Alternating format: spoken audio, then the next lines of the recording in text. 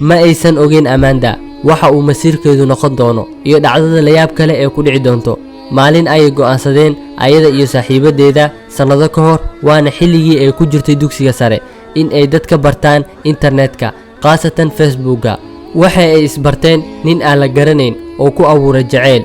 waa ay jeclaatay, kadibna waxa uu ka dalbaday inay u soo dirto sawir ayada oo qaaban. waa ayna ka aqbashay. maalmo kadib waa ay isku dhaceen. markii ay ka soo wareegatay sanad, waxa uu u soo diray Amanda fariin hanjabaad ah dhanka Facebooka. waxa uu awooday in uu helo ciwaankeedii, waxa uuna ka dalbaday in weji ka weji ee hortiisa isku qaabiso. haddii ay sidaas sameyn weysana, in uu u diri doono sawiradeeda asxaabteeda iyo qoyskeeda, kuwaas oo uu ka bartay magacyadooda iyo ciwaanadooda Facebooka. ma ka ogolaanin Amanda dalabkiisa. waxaa kadis ku noqotay ayada iyo waalidkeeda albaabka oo la soo garaacayo 10 subaxnimo. waana maalin ay u ahayd dhalashada sanadka cusub. waana booliis dalbanayo Amanda say u baaraan. kadib markii ay faafeen sawiradeedii, qof walbana uu gaaray, waxaa loo sameeyay page qaas looga dhigay sawiradeedii ayada oo qaawan. maalintaas wixii ka dambeeyay, Amanda waxa ay gashay cadaab iyo niyadjab.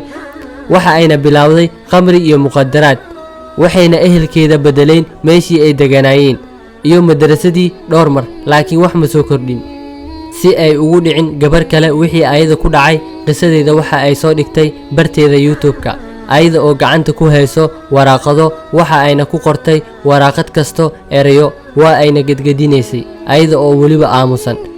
waxa ayna sidaas ku sheegtay qisadeeda oo dhan. waxa ayna rajaynaysay in dadka ay fahmi doonaan qisadeeda iyo dulmiga loo geystay, laakiin fadeexadii waa ay sii darsatay, taasoo keentay in ay gasho xaalad xun.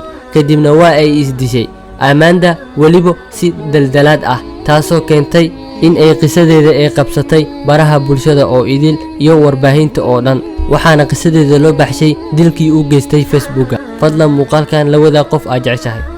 waa ku mahadsantihiin daawashadiina. fadlan haddaa ka heshay muuqaalkan like saar, saan u ogaano inta qof ee danaynaysa muuqaalada noocan oo kale ah. taasina waxa ay noo horseedaysaa in aan sii wadno muuqaalada noocan oo kale ah. fadlan haddii ay tahay markii kugu horeysay aad daawanaysid janalka Cabdixaliim Cali, fadlan subscribe saar si aad ula socotid waxyaabaha ugu dambeeya aan soo dhigi doono. fi amaanillah, wassalaamu calaykum waraxmatullaahi wabarakaatuh.